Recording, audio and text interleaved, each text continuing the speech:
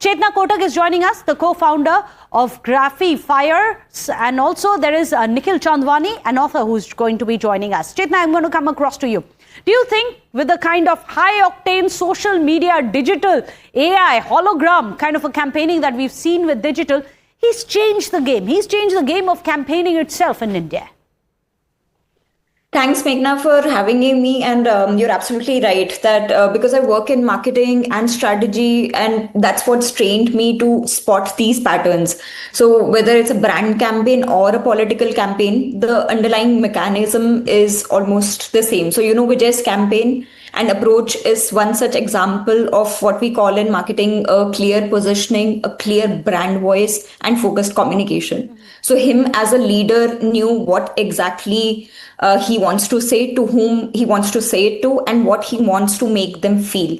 So when that clarity and authenticity is there in a person's voice, that travels on social media beautifully. So use of memes, use of AI, holographs, reels, what you mentioned. So he knows exactly the audience that he's talking to, the audience that he's targeting.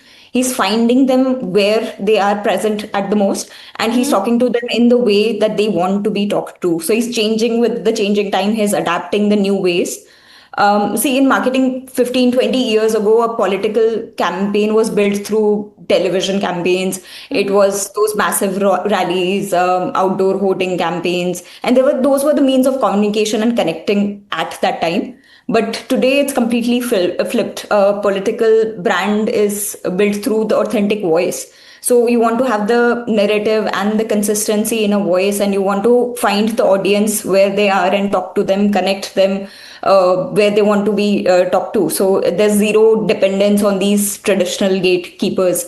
And when 90% of your voters are these 35-year-old young people who are first-time voters or women, so you're winning because your message and your style resonates and with them. With it, they feel it. So more relatability perhaps. But Chetna, there are also a lot of concerns which are being raised. Earlier, you'd have manifestos. People would go through the manifesto, understand the policy, understand what are the promises being made by a certain party and what ideologically it stands for.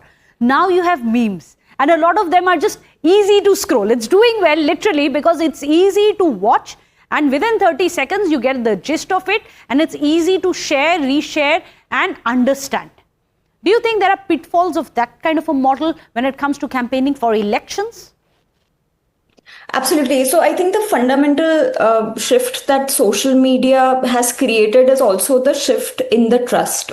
So that is part that people usually underestimate. So traditional media, your televisions, newspaper was more of a one-way communication. It was information that was flowing to you. You consume it, move on. But social media is now more participatory. So you're not just watching, you're sharing, you're reacting, you're discussing in your family group, in your college network, in your friends. So it becomes a part of the communication. So it's less of a information and more of identity. So it changes who you trust, and because now the person is influencing you isn't polished news anchor or a party spokesperson. It's someone who feels like you, a local content creator, a YouTuber. So they're speaking your language also. It's literally, culturally, they're speaking your language. And the real insight that I think gets missed is that social media doesn't convince people. It is just amplifying what already resonates with you. Okay. So if your messaging is clear, your identity authentic, then you're able to amplify that. And it becomes your megaphone, basically, that you don't have to pay for. It amplifies. Yes, you're absolutely right. It's also a low expense kind of campaigning, and you can cut down.